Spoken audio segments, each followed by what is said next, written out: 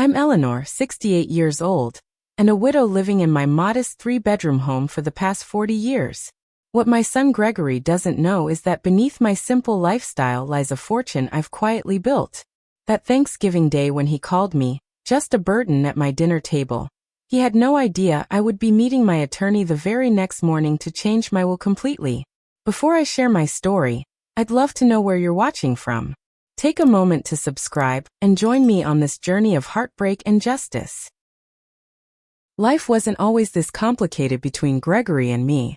Back in 1976, my husband Richard and I started with practically nothing.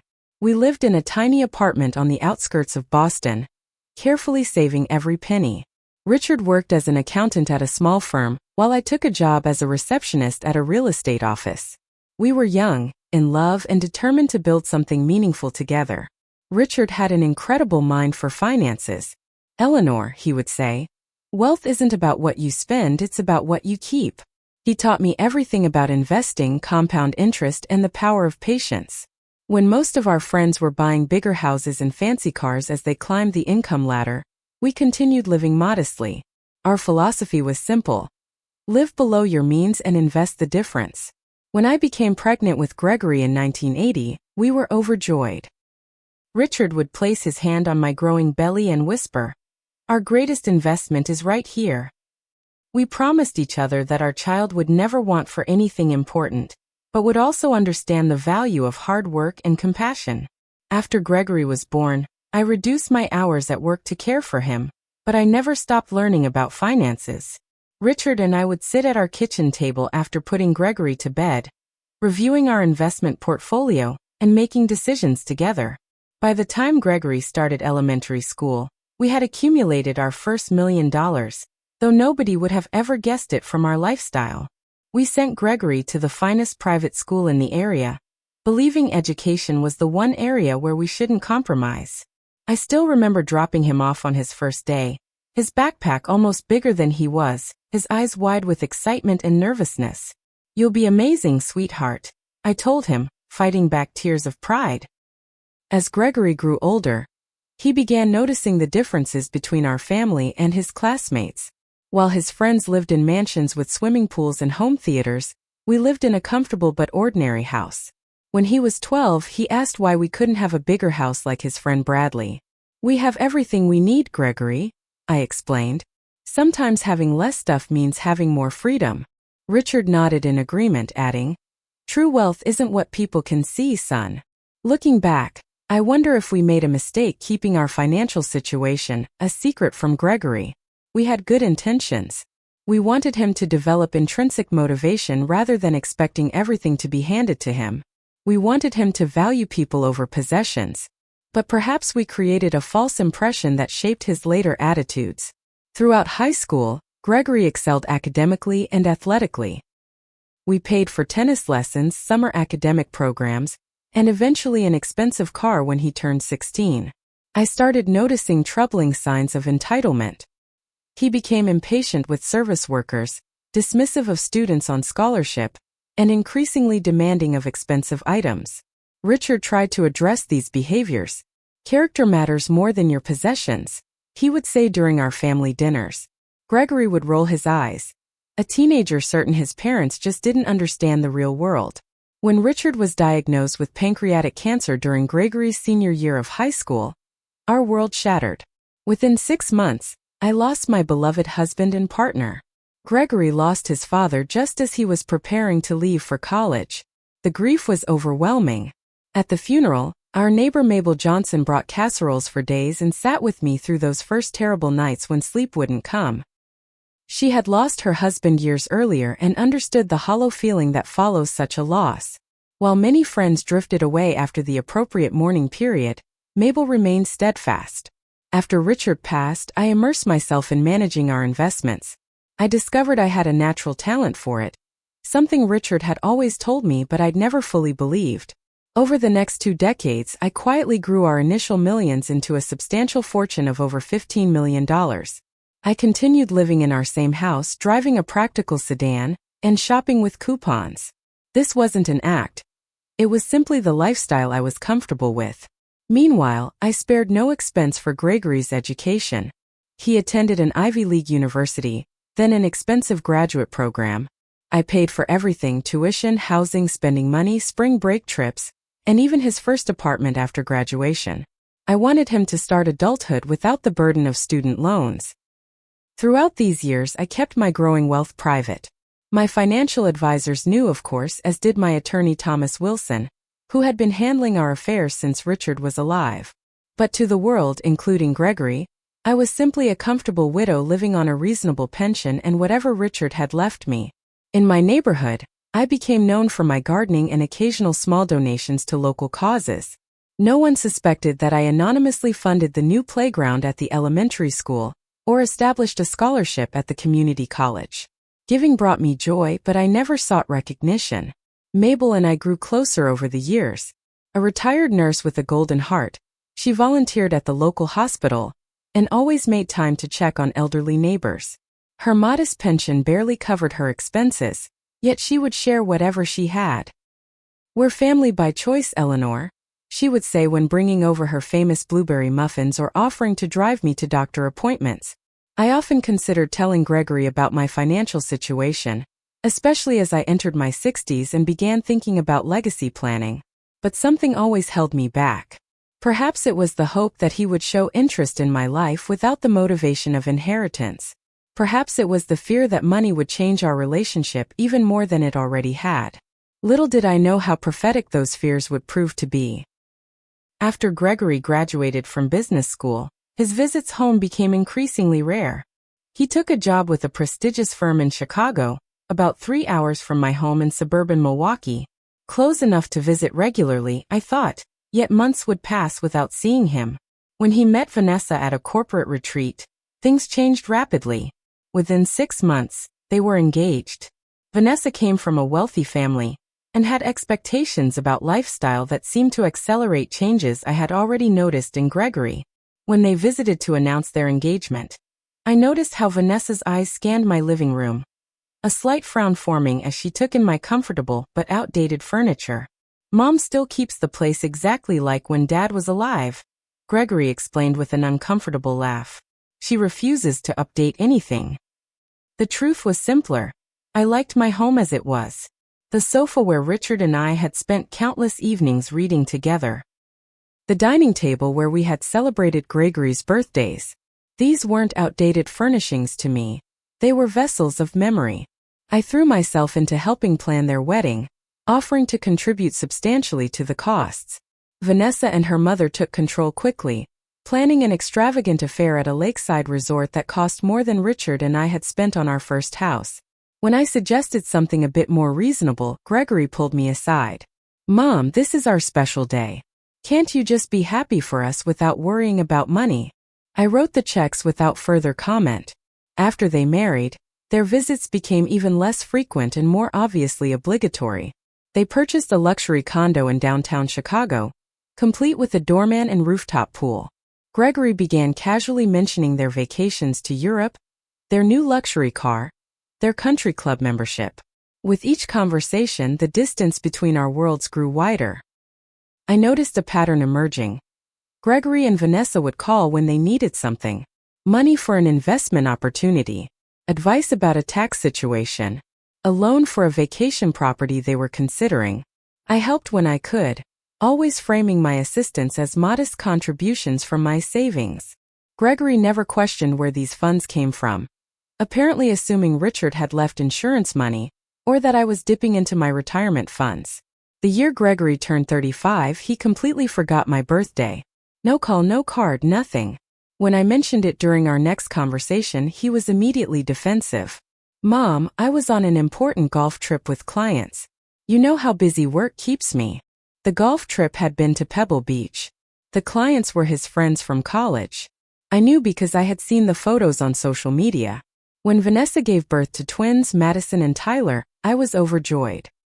Grandchildren seemed like a chance to rebuild the close family bonds I had always dreamed of. I drove to Chicago immediately and stayed at a hotel near their condo to help with the babies. After 3 days, Vanessa suggested that their nanny had everything under control, and perhaps I would be more comfortable at home.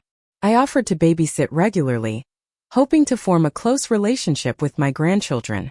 The condo is really too small for overnight guests, Gregory explained, and the drive is too long for you to come just for the day. When they did visit, perhaps 3 times a year for a few hours, the children were usually glued to tablets or phones. By the time the twins were 5, they barely knew me. On their rare visits, Vanessa would make subtle comments about my home. The kids aren't used to such cozy spaces, she would say, or we should have brought their air purifiers. These older homes can have so many allergens. One day, I received a call from an old friend who lived in Chicago. She had run into Gregory and Vanessa at a charity gala. Eleanor, they were telling everyone that you're struggling financially, and they're worried about your future. Gregory said you refused to move to a retirement community despite their offers to help. Is everything okay? I was stunned.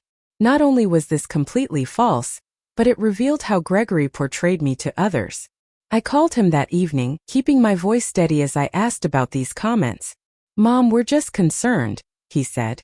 Your house is getting older, you're getting older, and we worry about you being alone with limited resources. I've never said I have limited resources, Gregory, and I've certainly never discussed moving to a retirement community. Well, maybe you should consider it. Vanessa and I have looked into several nice places near us. I ended the call feeling a deep sadness settle in my chest. My son had constructed a narrative about me that served his purposes, not one based in reality or concern. Despite these disappointments, I decided to host Thanksgiving that year. It had always been our special family holiday, and I longed to recreate some of the warmth from years past. I invited Gregory, Vanessa, and the twins and spent weeks planning the perfect menu, including all of Gregory's childhood favorites. Perhaps, I thought, breaking bread together in the home where he grew up would rekindle something essential that we had lost. Thanksgiving morning arrived with a crisp chill in the air. I woke at 5:30 to begin preparations, my hands already stiff with arthritis, but my heart full of determination. This day would be perfect. This day would bring us together again. I prepared the turkey, remembering how Richard used to insist on being the one to season it. My secret blend, he would say with a wink, though I always knew exactly what he put in it.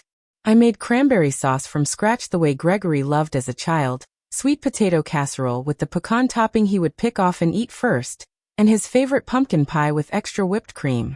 By 11 o'clock, everything was on schedule. The table was set with my best china, the house filled with delicious aromas, and I had even managed to put together a small craft project for the twins to do while the adults talked. Gregory had said they would arrive around noon, giving us plenty of time to enjoy the day together before their evening drive back to Chicago. At 12:30, with no sign of them, I called Gregory's cell phone. No answer. Hice na text. Nothing. By 1 o'clock, the turkey was perfectly done, but I turned the oven to its lowest setting to keep everything warm. By 2, I had called 3 more times with no response. At 2:45, nearly 3 hours late, I heard a car pull into the driveway. Through the window, I watched Gregory check his watch impatiently while Vanessa slowly gathered her designer handbag and adjusted her scarf. The twins remained seated, faces illuminated by their tablets, until Gregory sharply instructed them to get out of the car. They entered without knocking, Gregory immediately launching into explanations without an apology. Traffic was a nightmare, Mom. And Vanessa needed to stop at her parents' house first to drop off some things. Vanessa barely made eye contact as she guided the children inside. Madison, Tyler, say hello to your grandmother. The twins mumbled greetings without looking up from their devices. Madison, now 7, had grown so much since I'd last seen her. Tyler's hair had been cut differently, shorter on the sides in a style that made him look older than his years. Look at you two, so grown up, I said, bending down despite the pain in my knees. I've missed you so much. Mom, do you mind if we eat soon? Gregory interrupted. We need to get back on the road by 5 at the latest. 5 o'clock. They had arrived at nearly 3, meaning they planned to spend just over 2 hours for our Thanksgiving celebration. I swallowed my disappointment and nodded, moving toward the kitchen to begin serving. This house gets smaller every time we visit, Vanessa commented, running a finger along the countertop as if checking for dust. And that wallpaper in the hallway must be from the 70s. It is, I replied simply. Your grandfather and I put it up together. Well, it's certainly vintage, she said with a thin smile. As I carried dishes to the table, moving slower than I would have liked due to my arthritis flaring up, Gregory sighed audibly. Mom, let me do that before you drop something. He took over, efficiently but carelessly arranging the food on the table. The special serving dishes Richard and I had received as wedding gifts, the gravy boat that had belonged to my mother, the handmade bread basket I'd bought on our 20th anniversary trip to Vermont. To Gregory, they were just outdated dishware. To me, each piece held stories and memories. Once we were seated, I asked if anyone would like to say grace, a tradition Richard had always led. We don't really do that, Mom, Gregory said quickly. The food's getting cold. Throughout the meal, conversation was strained. Vanessa talked about their country club's recent renovation and a potential promotion Gregory was being considered for. When I asked about the twins' school activities, Gregory answered briefly before turning the conversation back to his work achievements. The children ate little, complaining that they weren't used to this kind of food. Vanessa had apparently transitioned the family to a primarily organic, gluten-free diet, something no one had thought to mention to me beforehand. During dessert, I overheard Gregory whispering to Vanessa in the kitchen where they had gone to make coffee. We really need to talk to her about Silver Pines, he said. That retirement community I showed you online. The sooner the better, Vanessa agreed. This house must be worth something, even in this outdated condition.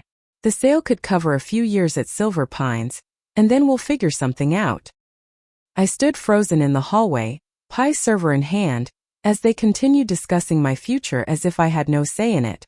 As if my home of 40 years was simply an asset to be liquidated. As if I were a problem to be solved rather than a person to be consulted.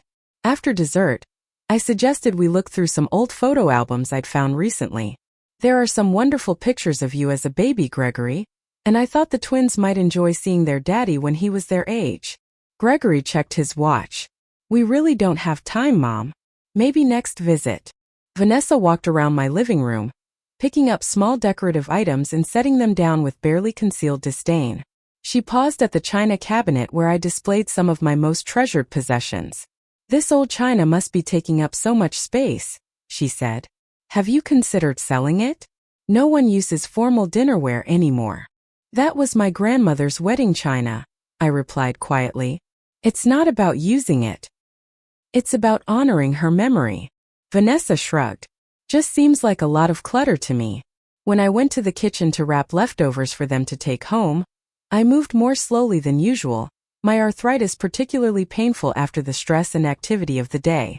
Gregory watched me with obvious impatience. Mom, can you hurry it up a bit? We need to get on the road. I'm going as fast as I can, Gregory, I said, trying to keep the hurt from my voice. This is exactly why we worry, he muttered. You can barely manage the simplest tasks anymore. I pretended not to hear as I finished packing their food, but each word landed like a physical blow. As Gregory and Vanessa prepared to leave, with the twins already buckled into the back seat playing on their tablets, I made one last attempt to connect. I was thinking, I said, trying to keep my voice light and positive. Maybe next summer we could all take a vacation together. Somewhere fun for the kids. Maybe Disney World or that beach resort you mentioned liking in Florida. My treat. It would give us all a chance to spend quality time together. Gregory and Vanessa exchanged glances. Mom, Gregory said in the condescending tone I'd grown to dread, that's not financially realistic. Those kinds of resorts cost thousands of dollars. I understand that, I replied. But I've been saving, and I'd really love to do this for all of us. Vanessa stepped forward with a tight smile. Eleanor, it's a lovely thought, but Gregory and I have been looking at your situation, and honestly, you should be focusing on your retirement security, not expensive vacations. We're actually quite concerned. Something in me shifted. After years of allowing these misconceptions to go unchallenged, I decided to speak up. My financial situation is actually quite secure, I said calmly. I appreciate your concern, but it's unnecessary. Gregory scoffed. Mom, we've seen how you live. This old house, your 10-year-old car, the way you pinch pennies on everything. There's no shame in admitting you're struggling on Dad's pension. I'm not struggling, Gregory. And my choices about how I live aren't about necessity. Come on, Mom, he said, his voice rising. You buy generic everything. You use coupons like they're going out of style. You wear clothes until they're falling apart. We're not blind. Those are values your father and I shared, I explained. Living simply isn't the same as living poorly.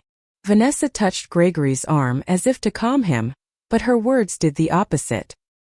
We've actually been setting aside some money each month to help you, Eleanor. We know you'd never ask, but we can see the reality of your situation. The patronizing tone, the complete misunderstanding of who I was and the choices I'd made, the years of judgment and assumptions all crystallized in that moment. I don't need your money, I said firmly. In fact, I've been helping you financially for years. Gregory's face flushed. Those small loans? Mom, I've always paid those back, and frankly, I assumed you were dipping into your retirement savings to help us, which is exactly what worries me. They weren't loans, Gregory. They were gifts. From my quite substantial resources. Vanessa laughed, a sharp, dismissive sound. Eleanor, there's no need to pretend with us. We're family. We know the truth. Gregory stepped closer, his expression a mixture of frustration and what looked disturbingly like contempt. This is exactly what we're worried about, Mom. These delusions about your finances. Next you'll be falling for some internet scam because you think you have money to invest. I'm not delusional, Gregory. I'm worth over $15 million. The silence that followed was deafening. Gregory stared at me, then barked out a laugh. Now I know you need help. Dad was an accountant at a small firm. You were a receptionist. Where exactly do you think this mythical fortune came from? From 40 years of careful investing, living below our means and compound interest, I answered steadily. Your father taught me well, and I continued what we started together. Gregory's face changed then from disbelief to anger. So what you're telling me is that while I was taking out student loans for grad school, while Vanessa and I have been working 60-hour weeks to afford our lifestyle, while we've been worrying about your financial security, you've been sitting on millions of dollars? I paid for your entire education, Gregory. Every penny. And I've offered financial help many times, which you've accepted. Small amounts, Mom. Pocket change, apparently. His voice had risen to a shout. Why would you live like this if you had millions? Why would you keep this from your own son? Because money isn't everything, Gregory. Your father and I wanted you to value more important things. Like what? Being frugal to the point of ridiculousness? Driving old cars and living in an outdated house while your son worries about having to support you in retirement. I felt tears threatening but held them back. We wanted you to value people over possessions. To find satisfaction in relationships and experiences, not status symbols. Vanessa had been unusually quiet, her mind clearly working through the implications of what she'd just learned. Gregory, however, was building to a full explosion. Do you have any idea how stressful it's been? Knowing I'd eventually have to figure out how to support you? Planning our finances around the assumption that we'd be paying for your care? Wondering if our retirement would be completely derailed because you couldn't be bothered to plan properly. Gregory, I never asked for any of that. Because you're too proud, too stubborn, too set in your ways to see reason. That's enough, I said quietly. No, it's not enough, he shouted. You've been lying to us for years, making us worry for nothing, acting like some martyr while secretly hoarding wealth. I never lied. You assumed. Because normal people don't live like paupers when they're millionaires. Normal people don't let their children worry about their financial future when there's no reason to worry. His face was red now, veins standing out on his forehead. Vanessa placed a restraining hand on his arm, not out of concern for my feelings, I suspected, but to prevent him from saying something that might jeopardize any future inheritance. It was too late. The words were already spilling out. You know what, Mom? You've been nothing but a burden. A psychological burden making us worry constantly. A burden on our marriage, our planning, our peace of mind. Just a burden. The room fell completely silent. Madison had appeared in the doorway, her tablet forgotten, eyes wide at her father's outburst. Tyler stood behind her, half hidden but clearly listening. I looked at my son, this person I had carried inside me, had nursed and raised and loved with every fiber of my being, and saw a stranger. An angry, entitled stranger who had just called his mother a burden on Thanksgiving Day. When I spoke, my voice was calm and steady. "I think you should leave now, Gregory." "Mom, I didn't mean." "Yes, you did. Please go." Vanessa, suddenly all smiles and conciliation, stepped forward. "Eleanor, he's just shocked. We all are. Let's sit down and discuss this calmly. There's nothing more to discuss today. Please leave my home." Gregory grabbed his coat, anger still radiating from him. "Fine. We'll talk when you've come to your senses." I watched from the window as they loaded into their luxury SUV. Gregory didn't look back as they pulled away. The twins did, their small faces pressed against the rear window, confusion evident even at a distance. When the car disappeared around the corner, I returned to my dining room. The remains of our Thanksgiving meal sat cold on the table. The turkey I had risen at dawn to prepare. The sides I had made despite my aching hands. The pies that had been barely touched. For the first time that day, I allowed myself to cry. That night, I sat in Richard's old armchair, the one I had refused to replace despite its worn upholstery, and thought about the day's events. Outside, snow had begun to fall, large flakes illuminated by the streetlight, creating a deceptively peaceful scene. A burden. The word echoed in my mind, each repetition like a physical pain. I picked up my phone and scrolled to Thomas Wilson's number. Thomas had been our family attorney since before Gregory was born. He had handled Richard's will, and had been managing my legal affairs for the past 20 years. Despite the late hour and the holiday, he answered on the third ring. "Eleanor? Is everything all right? I need to see you, Thomas. First thing tomorrow morning. It's about my will." There was a brief pause. "Of course. My office at 8. Thank you. I'll be there." After ending the call, I went to the hall closet and pulled down the old photo albums from the top shelf. For hours, I sat cross-legged on the living room floor like a much younger woman, paging through the visual history of our family. Gregory as a toddler, laughing as Richard pushed him on a swing. Gregory on his first bicycle, face determined as he balanced without training wheels for the first time. Gregory's high school graduation, standing proud between Richard and me. So many moments of joy and connection. When had it all changed? Was it after Richard died? Was it when Gregory met Vanessa? Was it the subtle influence of his wealthy college friends? Or had the seeds been planted earlier, in our decision to hide our growing wealth while still providing him with every advantage? Whatever the cause, the result was clear. My son valued money over relationship, status over character, and he saw his own mother as nothing more than a burden. At dawn, I made myself a cup of strong coffee and went to my bedroom. Behind the painting of the New England coastline that Richard and I had bought on our honeymoon was a small wall safe. I entered the combination and removed a folder containing my most important financial documents. The statements confirmed what I already knew. My net worth stood at just over $15 million, diversified across various investments, property holdings, stock portfolios, retirement accounts. The results of decades of disciplined saving and Richard's financial wisdom, carried forward and grown through my own investment acumen. At precisely 8 o'clock, I entered Thomas Wilson's office.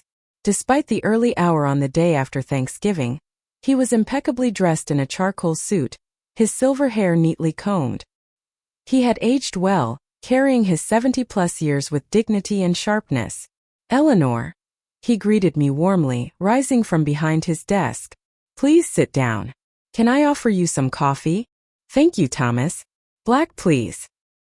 Once we were settled with steaming mugs, Thomas folded his hands on the desk.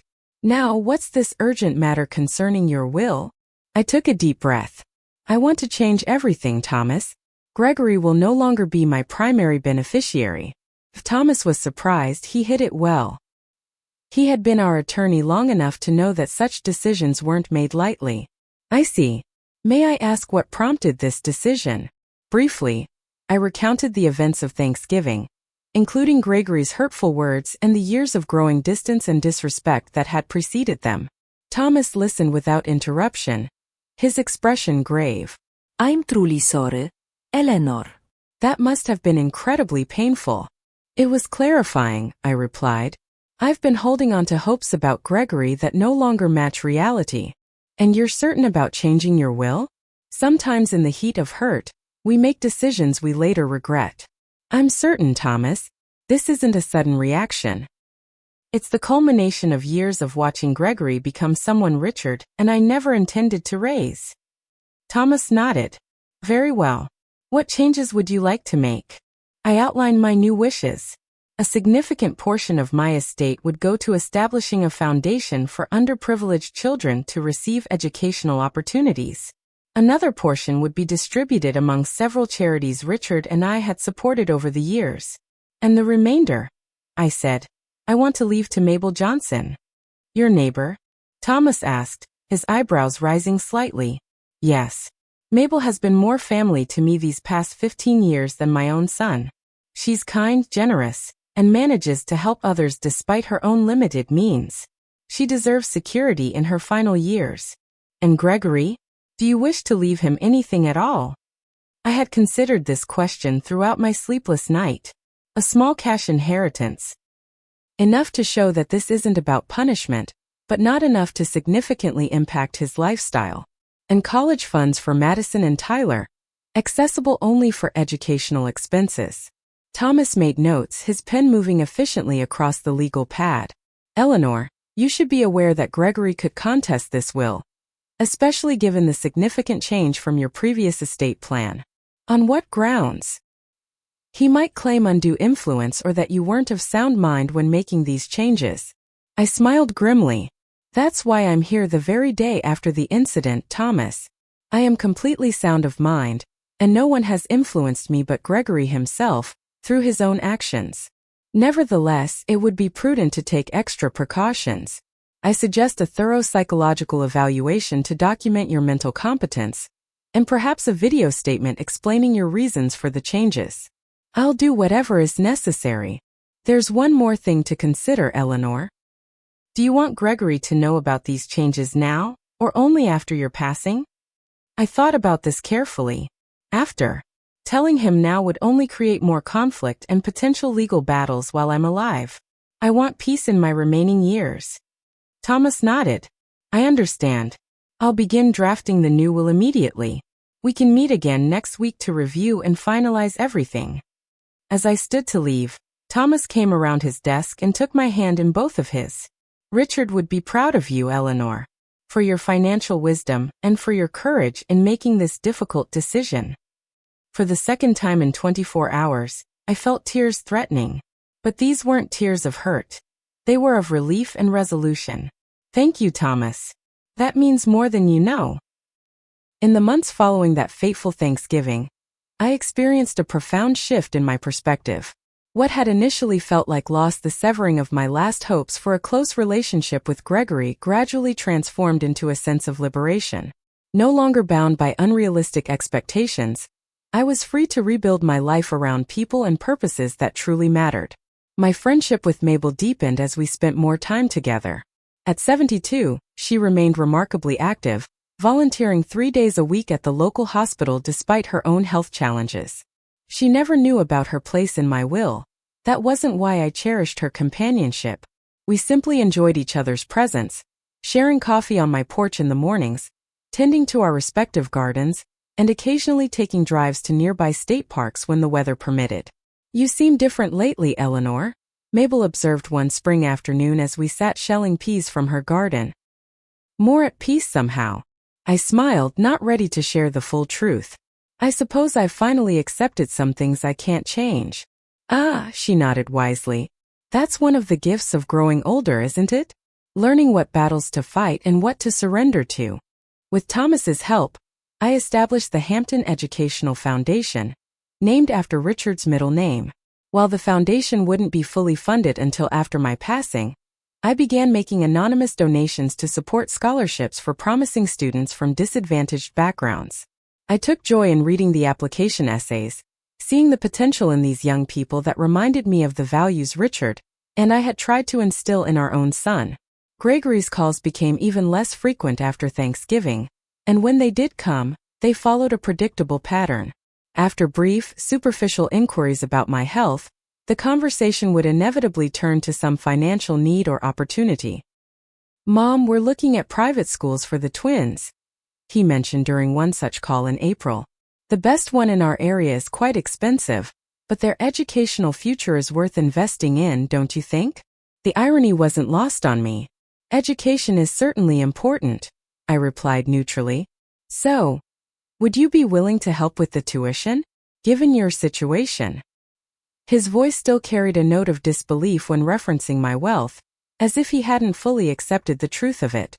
"I've set up college funds for Madison and Tyler," I said. "Beyond that, I think their schooling should be your responsibility." There was a lengthy silence. "Right. Of course. We'll figure it out." These conversations were difficult, but I remained firm in my new boundaries. No longer would I allow myself to be manipulated by guilt or obligation. No longer would I try to buy my son's love through financial assistance. As summer turned to fall, I began experiencing troubling symptoms. Fatigue that couldn't be explained by normal aging. Unexplained weight loss. Pain in my abdomen that came and went. After several tests, my doctor confirmed what I had begun to suspect. Stage 4 pancreatic cancer, the same disease that had taken Richard. "With treatment, we can extend your time and quality of life," Dr. Peterson explained gently. "But I want to be honest with you about the prognosis." I appreciated her straightforwardness. "How long?" "Without treatment, perhaps 3 to 6 months. With aggressive treatment, possibly a year, maybe a bit more." I took the news with a strange calmness. I had lived a full life, had loved deeply, and had found purpose even in my later years. My affairs were in order, my legacy secured. I decided against telling Gregory immediately. Our relationship was already strained, and I feared his reaction would be colored more by thoughts of inheritance than genuine concern. Instead, I confided in Mabel and Thomas, who promised to support me through whatever came next. Following Thomas's earlier advice, I arranged to record a video message that would be shown after my death, explaining my decisions regarding my estate. On a crisp October morning, I sat in Thomas's office, facing a camera set up by his assistant. "My name is Eleanor Williams," I began, my voice steady despite the emotions swirling within me. "I am of sound mind and body as I record this message, which is to be viewed after my passing.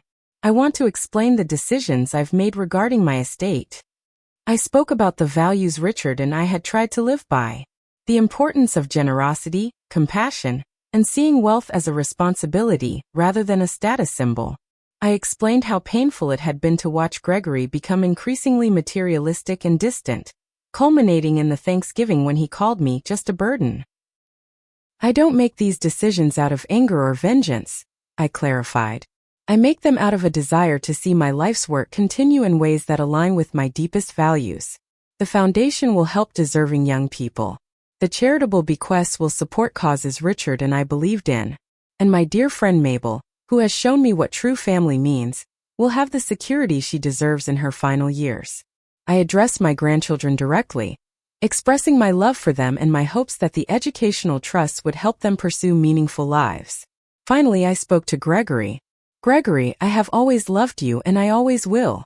I hope someday you'll understand that a truly rich life isn't measured by bank accounts or possessions, but by the lives you touch and the love you share.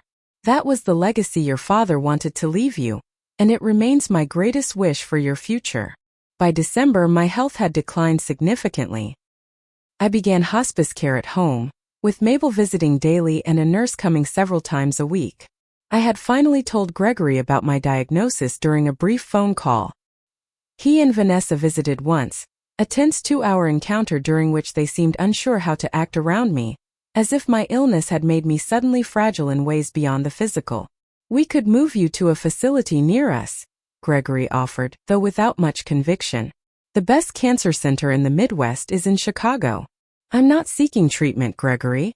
I've made my peace with this journey." He seemed relieved by my decision, though he made a show of protesting. "At least let us help financially. Medical bills can be overwhelming." "Everything is taken care of," I assured him. Please don't worry about that. As winter deepened, so did my friendship with Mabel. Despite her own arthritis, she came every morning to sit with me, sometimes reading aloud from my favorite books, other times simply holding my hand in comfortable silence. She brought homemade soup and fresh-baked bread, making sure I ate what little I could manage. You're wearing yourself out, I protested one snowy afternoon. Mabel simply smiled. Loving someone is never wearing yourself out, Eleanor. It's what gives life meaning. In those words, I heard the echo of everything Richard and I had tried to teach Gregory.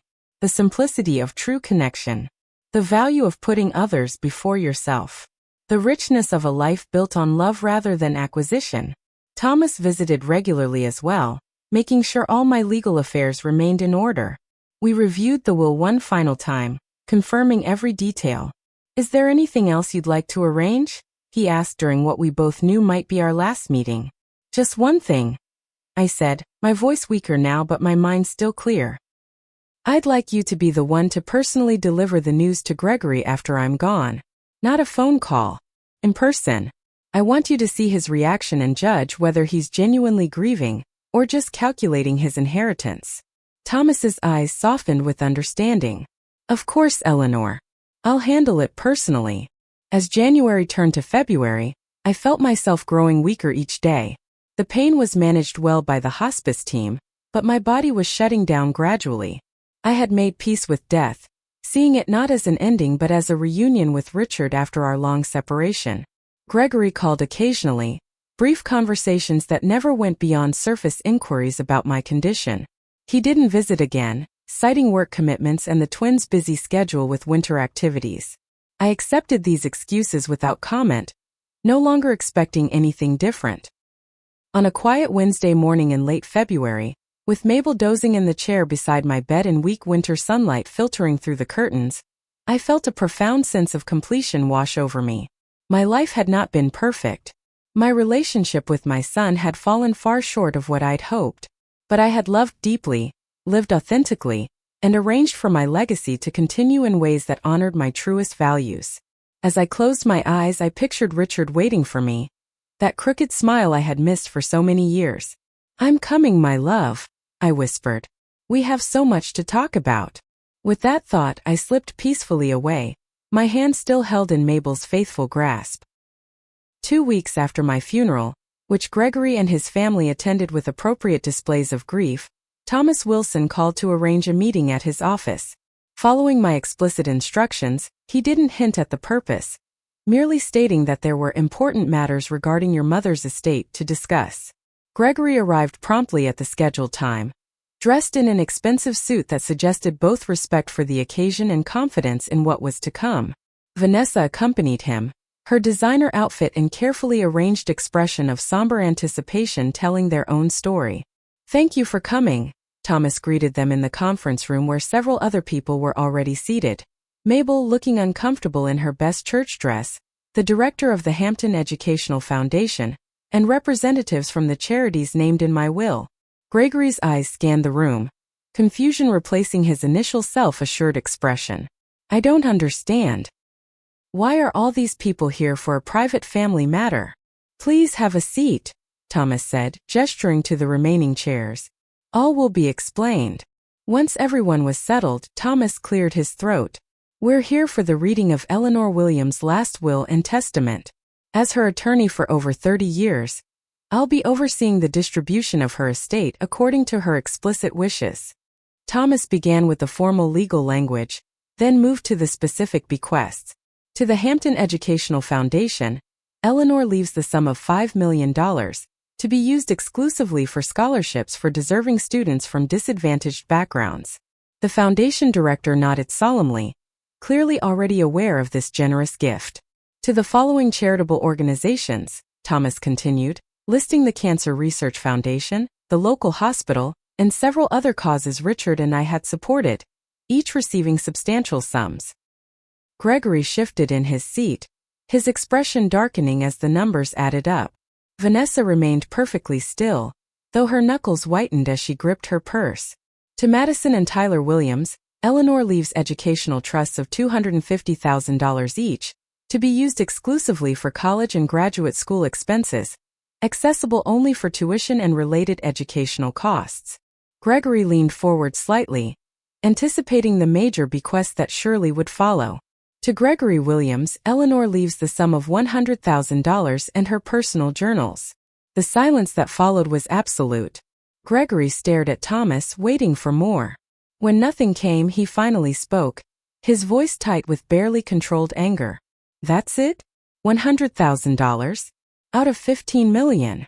Thomas met his gaze steadily. "There is one final bequest. To Mabel Johnson, Eleanor leaves her home and all its contents, plus the remainder of her estate, approximately $7 million. Mabel gasped audibly, her hand flying to her mouth. "There must be some mistake," she whispered. "There is no mistake, Mrs. Johnson," Thomas assured her. Eleanor was very clear about her wishes. Gregory stood abruptly, his chair scraping against the floor. "This is outrageous. She leaves practically everything to a neighbor, while her own son gets what amounts to pocket change? I'll contest this. She clearly wasn't in her right mind." "I anticipated this reaction," Thomas said calmly. "Eleanor did as well. Which is why we took extraordinary measures to document her mental competence at the time she made these changes to her will, including evaluations by 2 independent psychiatrists and a video statement explaining her reasoning." "A video?" Gregory repeated. Thomas nodded to his assistant, who dimmed the lights and started the projection system. My face appeared on the screen, recorded months earlier but still vibrant with life and determination. As my recorded voice filled the room, explaining the values that had guided my decisions and directly addressing the painful Thanksgiving confrontation, Gregory's face cycled through expressions of shock, anger, and finally, unmistakable shame. "Gregory, I have always loved you and I always will," my recorded self said toward the end of the message. "I hope someday you'll understand that a truly rich life isn't measured by bank accounts or possessions, but by the lives you touch and the love you share. That was the legacy your father wanted to leave you, and it remains my greatest wish for your future." When the video ended, the room remained silent. Mabel was openly weeping. The charity representatives looked uncomfortable, witnesses to this intensely personal family drama. Vanessa sat rigidly, her expression unreadable. Gregory was the first to speak. "She had no right," he said, but the words lacked conviction. "She misunderstood everything." "On the contrary," Thomas replied gently, "I believe she understood all too well." Gregory turned to Mabel, his expression hardening. "You manipulated her, turned her against her own family." Mabel shook her head, tears still streaming down her lined face. "I knew nothing about this, Gregory. Nothing at all. Your mother was my dearest friend. I never wanted her money." "Mr. Williams," Thomas interjected, "I strongly advise against pursuing allegations of undue influence. I have documentation of every step of this process, including your mother's clear and consistent reasoning. Contesting the will would be expensive, protracted, and ultimately futile." Gregory seemed ready to argue further, but something in Thomas's steady gaze made him reconsider. Without another word, he stormed out of the conference room, Vanessa hurrying after him. In the weeks that followed, Gregory did consult other attorneys about contesting the will. Each told him the same thing. The documentation was thorough, my mental competence clearly established, and my reasoning, while perhaps painful for him to accept, was legally sound. Mabel, overwhelmed by her unexpected inheritance, initially considered refusing it. "I can't possibly accept this," she told Thomas. "It should go to her family." "You were her family, Mabel," Thomas explained gently. "Not by blood, but by choice and by love. She was very clear about wanting you to have this security." Eventually, Mabel accepted the bequest, though she immediately established a scholarship in my name at the local community college, and made generous donations to several community organizations. She continued living in her own modest home, using my house primarily for neighborhood gatherings and community events. 6 months after the reading of the will, Gregory appeared on Mabel's doorstep, alone and visibly uncomfortable. "I'd like to see my mother's house," he said simply. "If that's all right." Mabel, ever gracious, welcomed him in and gave him space to wander through the rooms where he had grown up. He paused longest in my study, where the shelves held photograph albums and my personal journals. "She left these for you," Mabel said, gesturing to the journals. "Have you read them?" Gregory shook his head. "I couldn't bring myself to." "Perhaps you should. She had a beautiful way of seeing the world." After some hesitation, Gregory took one of the journals, opening it to a random page. His eyes widened as he read, then filled with tears. "What is it?" Mabel asked softly. "She's writing about teaching me to ride a bike," he said, his voice thick with emotion. "About how proud she was when I finally balanced on my own. How she and Dad celebrated that night after I went to bed, toasting with cheap wine because they were saving for my college fund even then." He looked up, his expression pained. "I never knew any of this." "There's so much we never know about our parents," Mabel observed. "Until sometimes it's too late." In that moment, something shifted in Gregory. Not a complete transformation, but the beginning of recognition. Of the mother he had failed to truly see. Of the values he had rejected in pursuit of status and material wealth. Of the legacy that was his true inheritance, if only he would claim it. The Hampton Educational Foundation flourished, providing opportunities for hundreds of deserving students who might otherwise never have attended college. The charitable bequests funded cancer research, community programs, and support services for the elderly. Mabel used her unexpected wealth to establish a community garden and gathering space named after me, where neighbors of all ages came together to grow food, share stories, and build connections. And Gregory? He contested nothing in the end. He read through all my journals, page by page, discovering the mother he had never fully known in life. The hopes I had held for him. The pride I had felt in his accomplishments. The pain I had experienced watching him choose a path so different from what Richard and I had envisioned. He didn't change overnight. Transformations are rarely so neat and complete. But he began bringing the twins to volunteer at the community garden on weekends. He established a small scholarship in Richard's name at his old high school. And he started keeping his own journal, perhaps beginning to see the value in reflection, and in recording the seemingly small moments that ultimately define a life. The true measure of wealth I had tried to teach him isn't found in bank accounts or status symbols. It's found in the lives we touch, the love we share, and the legacy of kindness we leave behind. It took my death and the redistribution of my fortune for Gregory to begin understanding this essential truth. As for me, I found peace in knowing that my life's work would continue through the foundation, through Mabel's generosity, and perhaps in time through the slow awakening of my son to the values that matter most. What about you? Have you ever mistaken the trappings of wealth for true abundance? Or found yourself valuing possessions over people? I hope my story helps you recognize the real treasures in your life before it's too late. If this story touched you, please take a moment to like this video, subscribe to hear more stories of life's important lessons, and share with someone who might need this reminder. And I'd love to read your thoughts in the comments below. What would you have done in my situation? Thank you for listening, and remember, our greatest legacy isn't what we leave behind, but who we leave behind.